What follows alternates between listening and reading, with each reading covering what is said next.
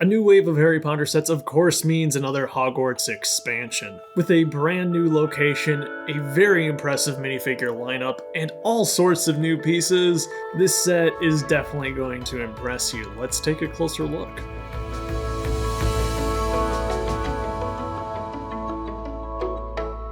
This set was sent early to me by the LEGO group to review for you guys, but you can pick it up starting on June 1st. The Battle of Hogwarts, set number 76415, has 730 pieces and retails for $79.99 here in the US. It continues the same style of Hogwarts expansion started with the 20th anniversary sets and the Chamber of Secrets. Since we only just seem to be tapping into the Deathly Hallows sets, the minifigures here are definitely going to be a highlight, and all 6 of them are in some way, shape, or form exclusive to this set. Starting with Harry. Now, we saw a very similar version of this Harry just earlier this year with the Room of Requirement, but there's something very special about this one, and you probably noticed it. It's a brand new wand bolt. This thing really caught me off guard. I wasn't sure how they were going to accomplish the attachment of the spell elements that we saw when these sets were revealed. Turns out they just made an entirely different wand. It's dual molded with an extra stud on the end,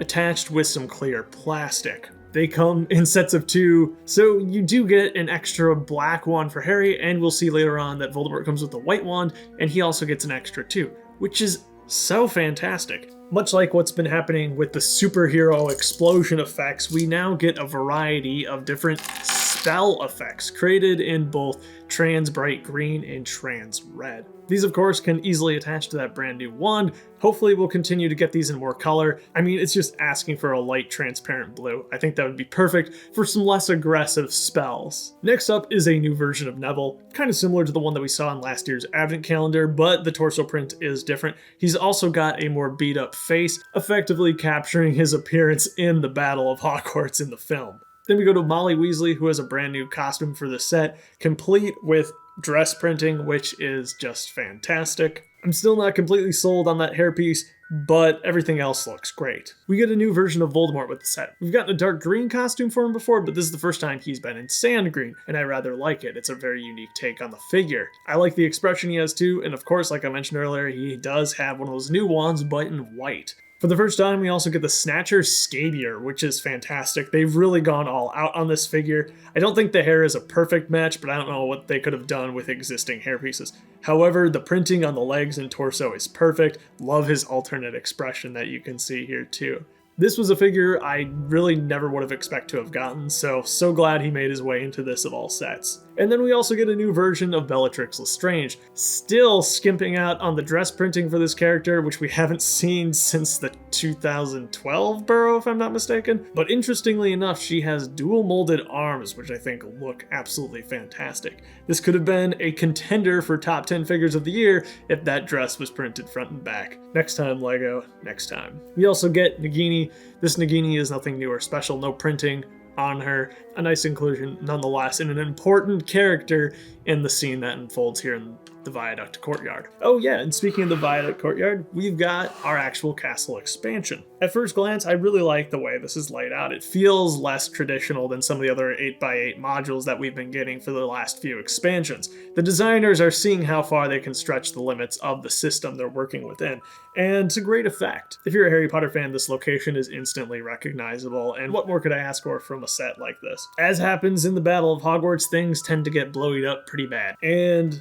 so appropriately, this set can fall apart quite a bit. There's all sorts of things that can be easily removed to create plenty of destruction to your Hogwarts. Only attached by just a few studs, these can be easily popped on and off. As usual, the interior still leaves a bit to be desired with these reboot sets. Off on the sides here, there are some things going on. We have this small scene taking place in the Great Hall, but most of the details provided by just a giant 6x6 sticker. On the other side, we have a fireplace and table, and that's about it. Nothing in this lower level, which is fine because it's just an entryway, and I do think it looks good on both the front and back. And then up above, it's just empty. However, something cool is that this clock detail that you see stickered on here actually has 2 sides. One is the complete side, and one is the more ruined side from the effects of the battle. In addition to all the customization that comes from just ripping this thing apart and blowing it up, you can actually create an entirely different location out of the modules here. And that's the viaduct bridge. It takes a bit of work, don't get me wrong, to complete the transformation, but the transformation is thorough and very, very effective. It looks great, and it's amazing that you're able to complete something so completely different out of the same modules. Having the alternate combination for the modules within the instructions themselves is such a great kickstart for an imaginative take on the castle. I can see a lot of kids looking at this and thinking like, how can I transform this into something else altogether? How can I combine this with my existing Hogwarts expansions to create something really unique? And that's awesome. And speaking of that, this picture was floating around on LEGO Leaks for a while, but you can see that the designers have actually come up with a configuration of all the sets and have created a rather convincing Hogwarts castle, something very similar to what you've seen in the films. While I'm rather doubtful that this was the plan from the beginning in 2001, it's pretty neat that they were able to come up with these sets. This one here is the one that finishes off that version of the castle. Pretty sweet. There's a lot of great new awesome stuff here, especially when it comes to the wands and all the new spell effects, but I love the creativity that's just infused into this particular expansion. Feels great. And as a sucker for minifigures, this was one I was never going to be able to pass up. But anyway, that's all I've got for you this time. How many of these castle expansions do you have? Do you think you'll be able to make an entire Hogwarts castle like shown in the instruction manual? If I kept all mine together, maybe I could get close, but I don't keep them together. Have yourself a great life, and I'll catch you later.